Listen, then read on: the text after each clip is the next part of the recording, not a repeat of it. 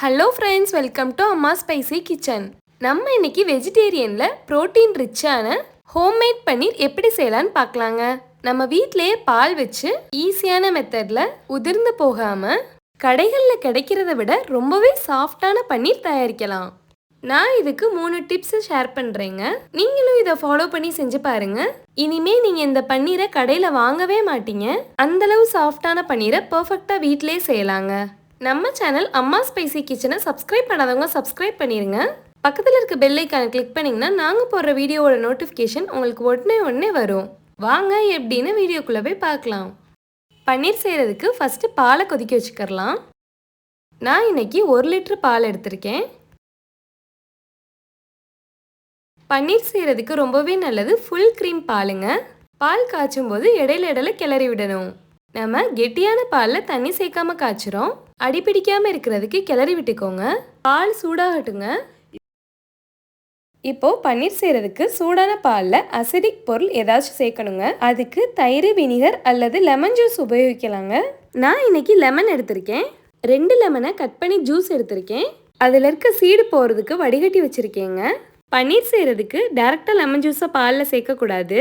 கொஞ்சமாக தண்ணி சேர்த்து டைல்யூட் பண்ணிட்டு தாங்க சேர்க்கணும். இதுக்கு 3 டேபிள் ஸ்பூன் லெமன் ஜூஸ் எடுத்துட்டு அதே அளவில் 3 டேபிள் ஸ்பூன் தண்ணி சேர்த்து கலந்து வச்சுக்கலாம். இந்த 3 டேபிள் ஸ்பூன் லெமன் ஜூஸை பால் பிரிஞ்சு வரதை பொறுத்து கூட்டியோ குறைச்சோ சேர்த்துக்கலாம். இப்போது பாலை பார்க்கலாங்க. பால் ரொம்ப நேரம் கொதிக்க வேணாம், லேசாக பொங்கி வரும். இந்த ஸ்டேஜில் தீயை ஸ்லோ ஃப்ளேமில் வச்சுக்கறணும். நம்ம ஏற்கனவே கலந்து வச்ச லெமன் ஜூஸ்லேருந்து ஃபஸ்ட்டு 2 டேபிள் ஸ்பூன் சேர்த்துக்கலாம். ஒரே நேரத்தில் எல்லா லெமன் ஜூஸையும் சேர்த்தோம்னா பால் ரொம்ப ஹார்டாயிரும். இதில் கிடைக்கிற பன்னீர் நமக்கு சாஃப்டாக இருக்காதுங்க. அதனால பால் பிரிஞ்சு வரதை பொறுத்து கொஞ்சம் கொஞ்சமாக சேர்த்துக்கலாம். இப்போது பால் லேசாக பிரிஞ்சு வந்திருக்கு. திரும்பவும் 2 டேபிள் ஸ்பூன் லெமன் ஜூஸ் சேர்த்துக்கலாம். நம்ம இப்போது கவனிக்க வேண்டியது பாலோட வெள்ளை கலர் மாறணும். லைட்டான எல்லோயிஸ் கலர் வரணுங்க. அது வரைக்கும் லெமனோ வினிகரோ சேர்த்துக்கலாம். நான் 4 டேபிள் ஸ்பூன் சேர்க்கும்போது பால் மொத்தமும் பிரிஞ்சிருச்சு. உடனே தீயை ஆஃப் பண்ணிடணும். இப்போது பார்க்கும்போதே தெரியும் பாலோட வெள்ளை கலர்லாம் மாறி இந்த க்ரீனிஷ் எல்லோ கலரில் வந்துச்சுன்னா நம்ம சேர்த்த எல்லா பாலும் கரெக்டாக பிரிஞ்சு வந்துருச்சுங்க. அடுத்து நம்ம பன்னீர் தயாரிக்கிறதுக்கு நோட் பண்ண வேண்டிய முக்கியமான பாயிண்ட்டு, பால் பிரிஞ்சு இதே மாதிரி பன்னீர் செப்பரேட்டாக ஆயிடுச்சுன்னா ஃப்ளேமை உடனே ஆஃப் பண்ணிடணும். அப்படி இல்லாமல் அதிக நேரம் கொதிக்க வச்சிங்கன்னா பன்னீரோட அந்த டெக்ஸ்சரில் இருந்த மாதிரி சூயி டெக்ஸ்சராக மாறிடும். அதாவது ரப்பர் போல் மாறிடுங்க. இதை அவாய்ட் பண்ணுறதுக்கு இந்த ஸ்டேஜில் தீயை ஆஃப் பண்ணிடணும். இப்போது இதை வடிகட்டிக்கிறலாம். அதுக்கு ஒரு வடிகட்டி எடுத்துட்டு அதுக்கு மேலே மஸ்லின் க்ளோத்தோ அல்லது நம்ம வீட்டில் இருக்க வெள்ளை காட்டன் துணியை இதே மாதிரி போட்டுக்கலாம். இப்போது பன்னீரை முழுமையாக வடிகட்டிக்கலாங்க. நம்ம சேர்த்த 1 லிட்டர் அளவு பாலுக்கு இந்த அளவில் பன்னீர் கிடச்சிருக்கு.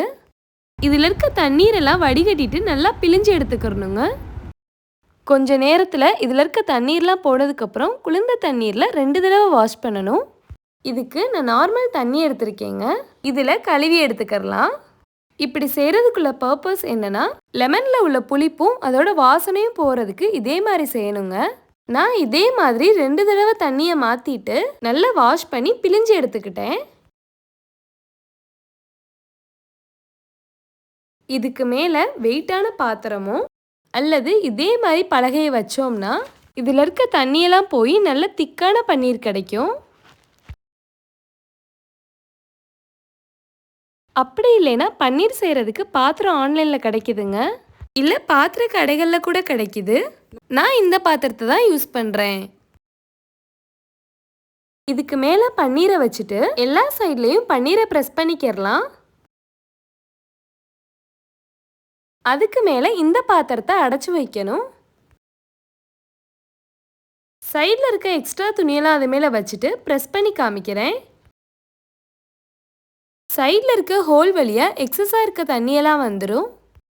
பன்னீரில் இருக்க கம்ப்ளீட் தண்ணி மொத்தமும் போகிறதுக்கு இதுக்கு மேலே வெயிட்டான தண்ணி உள்ள பாத்திரத்தை 3 மணி நேரம் வச்சுக்கலாம்.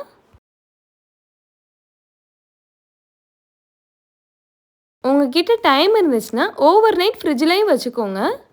இப்படி செய்யும்போது பன்னீர் உதிர்ந்து போகாமல் பர்ஃபெக்டான பன்னீர் கிடைக்குங்க. இப்போ 3 மணி நேரம் ஆயிடுச்சு. நம்ம பன்னீரை பார்த்துக்கலாம். நமக்கு உதிர்ந்து போகாமல் சாஃப்டான நல்ல பர்ஃபெக்ட் பன்னீர் கிடச்சிருக்கு. இப்போது இதை கட் பண்ணி காமிக்கிறேங்க. பன்னீர் ஸ்மூத்தாக கட் ஆகி வருதுங்க. அவ்வளோதான், சூப்பரான பன்னீர் ரெடி ஆயிடுச்சு. நான் எடுத்த 1 லிட்டர் பாலுக்கு 200 கிராம் பன்னீர் கிடச்சிருக்குங்க. நம்மளோட யூஸை பொறுத்து க்யூபாக கட் பண்ணிக்கிறலாம். நீங்களும் இந்த டிப்ஸ் எல்லாம் ஃபாலோ பண்ணிட்டு பன்னீரை குறைவான செலவுலேயே வீட்டிலே செய்யலாம். இந்த சாஃப்டான பன்னீரை வச்சு நிறைய ரெசிபி செய்யலாங்க. கிரேவி, பன்னீர் 65, பன்னீர் புர்ஜி எல்லாம் செஞ்சிங்கன்னா அட்டகாசமான டேஸ்ட்டில் இருக்கும். நீங்களும் இதே மாதிரி உங்கள் வீட்டில் ட்ரை பண்ணி பார்த்துட்டு உங்கள் ஃபீட்பேக்கை கமெண்ட் பண்ணுங்கள். அப்போ தான் மற்றவங்களும் செஞ்சு பார்க்குறதுக்கு யூஸ்ஃபுல்லாக இருக்கும். இந்த வீடியோ உங்களுக்கு பிடிச்சிருந்தா பக்கத்தில் இருக்க லைக் பட்டனை தட்டி விட்டுட்டு உங்கள் ஃப்ரெண்ட்ஸ் அண்ட் ஃபேமிலிக்கு ஷேர் பண்ணி விடுங்க. நம்ம சேனல் அம்மா ஸ்பைசி கிச்சனை சப்ஸ்கிரைப் பண்ணாதவங்க ப்ளீஸ் சப்ஸ்கிரைப் பண்ணிடுங்க. வீடியோ பார்த்துட்டு இருக்க எல்லாருக்கும் ரொம்ப ரொம்ப நன்றி ஃப்ரெண்ட்ஸ்.